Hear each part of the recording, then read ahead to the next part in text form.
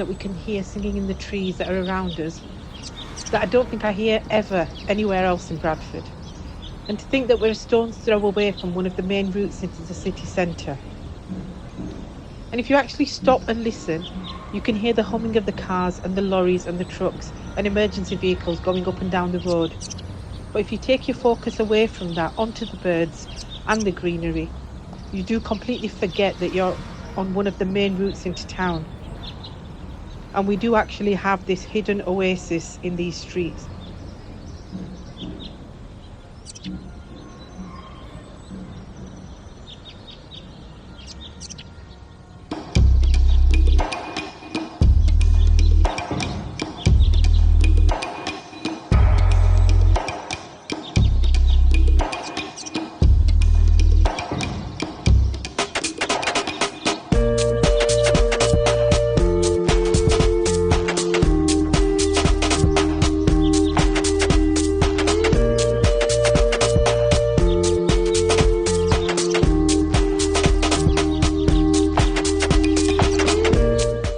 Horton Community Farm is an urban oasis about 10 minutes from the centre of Bradford.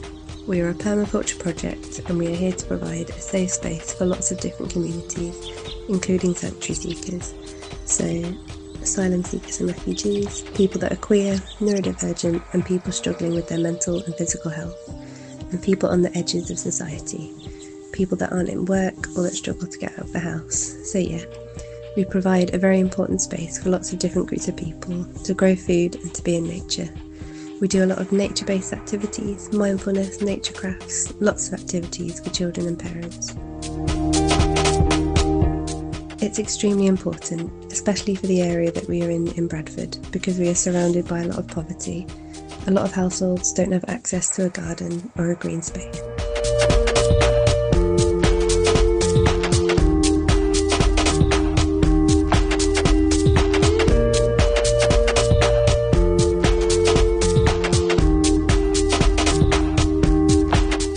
To the types of communities we serve, for example, sanctuary seekers, many of them are housed in a hotel and they just have a box room.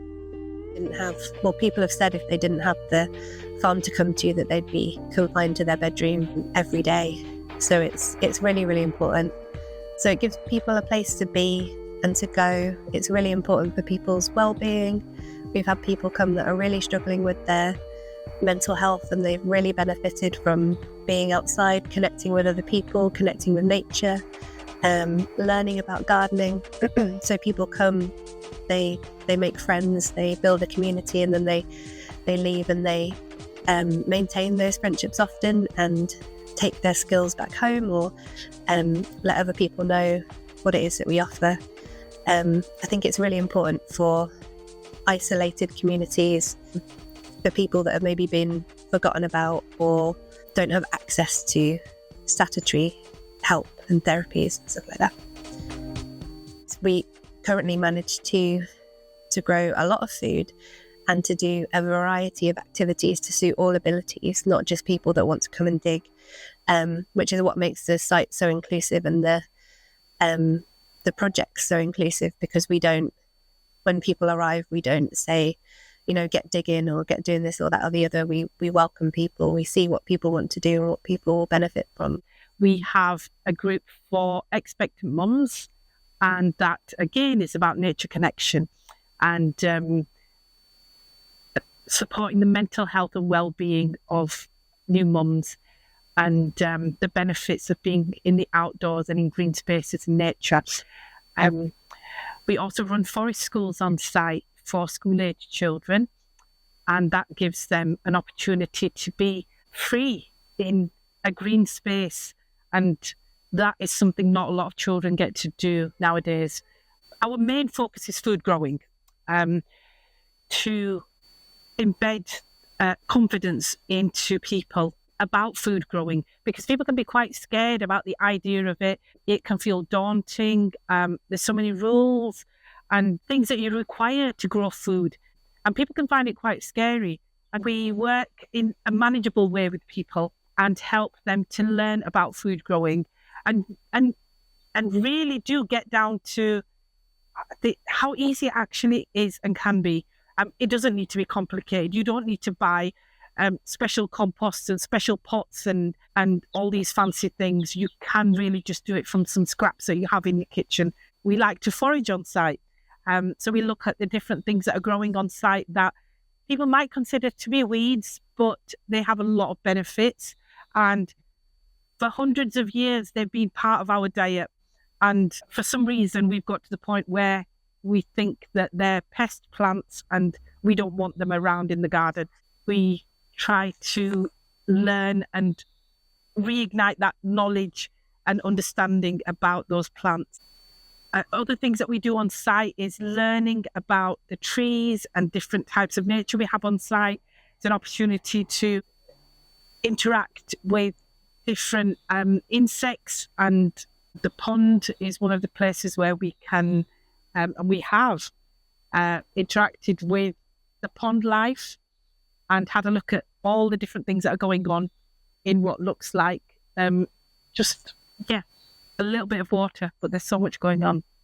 Horton Community Farm is important because our focus is about exploring this space. It's not just about visiting. It's about looking at what we've got going on, what is growing here, why is it growing, why are certain types of plants growing, what are we doing to attract different types of insects, and how do we make it that kind of space that would allow for the biodiversity that we're trying to create. What do we need to do? And not only what do we need to do, but what do we need to stop doing? Things like we need to stop putting chemicals and artificial things in. I really don't know what it would be like if this space didn't exist.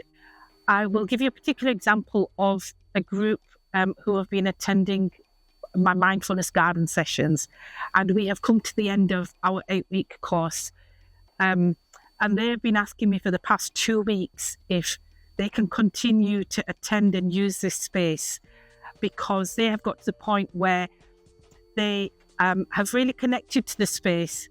And when a suggestion was made from one of the other participants that they could just meet at a park, one of them said, well, no, because I feel safe in this space.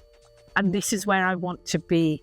I know that I can lie down in this space and feel safe and feel comfortable. And I don't think I can do that in a park. And I completely understood where they were coming from, because until I started lying down in this space for meditation practices, I hadn't realised, but I probably hadn't lied down on a grassy space in public since I was a child.